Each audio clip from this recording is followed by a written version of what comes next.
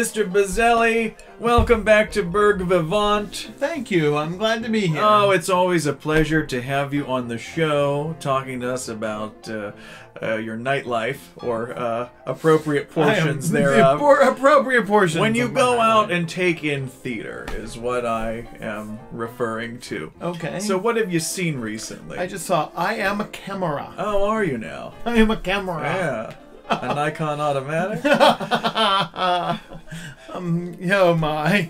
Now, I don't want to throw you off. You've come to talk about I'm this thrown show. off. You saw I Am a Camera. I Am a Camera by John Van Druten, based on Berlin stories by Christopher Isherwood. Oh, yes, yes. I Am a Camera is basically cabaret without the music. Okay, so Cabaret then was based on this. Correct. Or based on the same source material. Same the musical source material. Cabaret. Yes. Yeah. And with the same characters. We have Christopher Isherwood is the lead. He is the male lead, played by Taylor Brink. And he meets a very fanciful woman named Sally Bowles, played by Marcia Mayhack. And, you know, and it's about their life and how she's a singer. They live in the same apartment house run by Fräulein Schneider.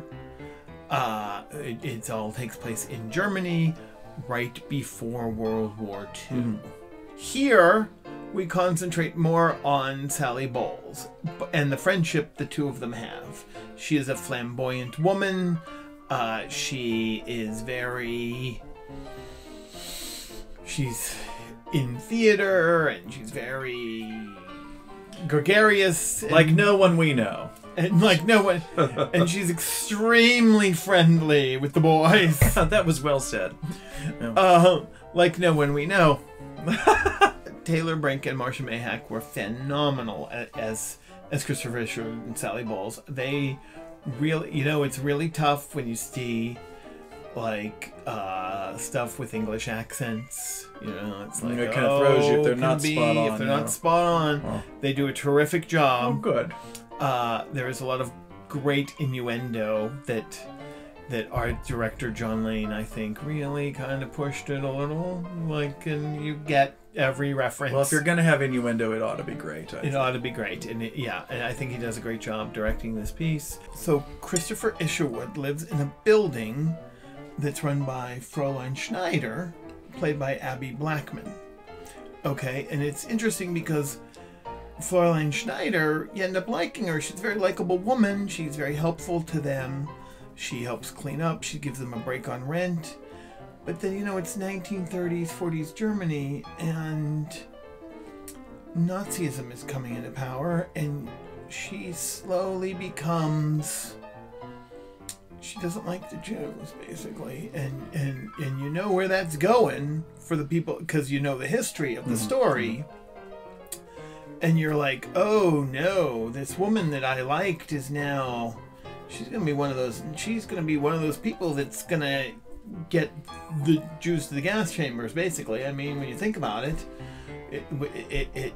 so, you know, it was an interesting turn for the character. And Abby Blackman does a phenomenal job making her a likable woman that you just go, oh, crap, when that third act reveal, or, you know, whenever it comes. It all takes place in Christopher Isherwood's apartment that becomes Sally Bowles' apartment, that then becomes Christopher Isherwood's apartment again. So it's very convenient. They never have to leave. It sounds like it, yeah. They never... Oh, it's convenient for convenient everyone. for the stage play. I'm thinking convenient for the characters. Yeah. I do want to mention Miss Watson Courtnidge, played by Caitlin Young. She did a great job. It's really funny because Caitlin Young is about this tall. And the woman that played her daughter is about this tall. And it was just really humorous. But it worked. It really worked. You just assume the dad's side of the family was Well, it's like, giants. You know, the Golden Girls. B. Arthur, B. Arthur and Estelle Getty. Exactly. Now, this is very much like that. I'm always good for a Golden Girls reference. There you go. You can always count on me. It was fun because I met Caitlin after the show, and she's very vivacious and very fun. But her character's a bitch. it's a long story. There are 2 intermissions, but I don't think it needed both intermissions. But I kind of, you get engaged and I was like, no, why are we stopping? Let's go. But people have to use the restroom and check their cell phones and stuff. So we but it's worth it. There's a lot. Some really great historical references. There's some. It's really funny. It's more humorous than I would think it is, because I don't remember the movie being that funny, Cabaret. I don't remember the humor of Cabaret. This was much more funny. They play up Christopher Isherwood's sort of hypochondria a little bit, which is fun. They make a lot of lascivious references. It's a lot of fun. It's a really good time. Good. Yeah, it really is. And really terrific young actors. This took place this was a Red Masquers production. It took place at Duquesne University. The theater's not easy to find. Good luck. Go for it. There's no signage. There's nothing. It's an adventure. Something for the boys. That was your cue to come in. Yeah, no, I wasn't gonna. Not very. Well, that was my audition for Cabaret, incidentally. That's how I ended up playing Sally Bowles for 12 years.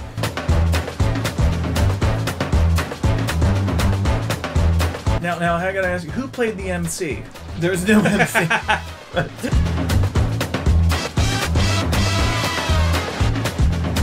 But my life story wouldn't be called I Am a Camera. I think it would be I am a clunky old film projector. Those ones that they showed you film strips in grade school about, the difference between boys and girls.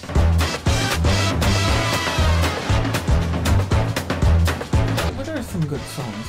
What are some good songs from Cabaret?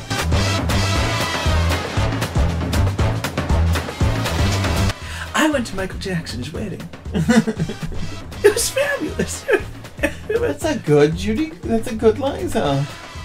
That's a good Liza. People forget I was married to Peter Allen. No one. It was wonderful.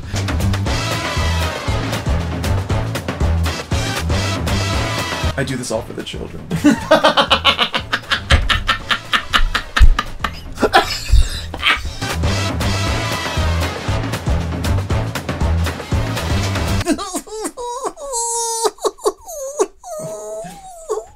By the tone of your voice, I assume you're celebrating.